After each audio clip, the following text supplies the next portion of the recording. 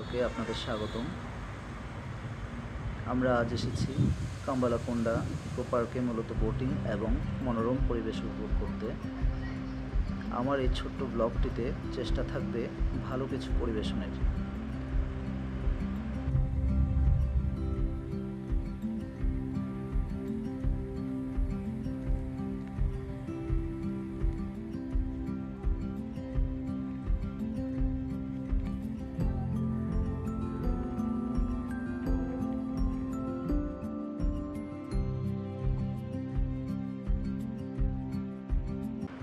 কিছুক্ষণ ঘোরাঘুরি, বাচ্চা সুলভ কার্যক্রমের পর আমরা অরণ্য ক্যাফেতে আসি দুপুরের খাবার সেরে নিতে। ততক্ষণে ভালোই বৃষ্টি নেমে আসে।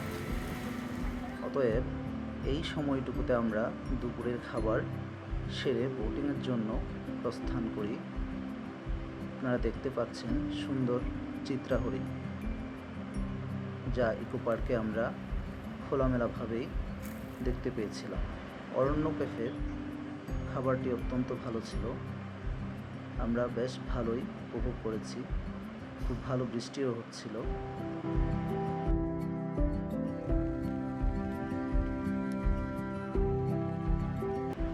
বৃষ্টি এবং সময় স্বল্পতার কারণে আমরা জিপ লাইনিং, নেট ক্লাইম্বিং এর মতো অ্যাক্টিভিটিগুলো স্কিপ করি। প্রতিজন 200 রুপিতে আমরা বোটিং করতে নেমে পড়ি।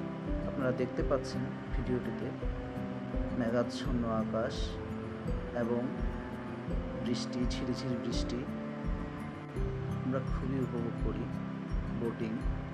প্রতিজন 200 রুপিতে আমরা 4টি বোট ভাড়া করেছিলাম।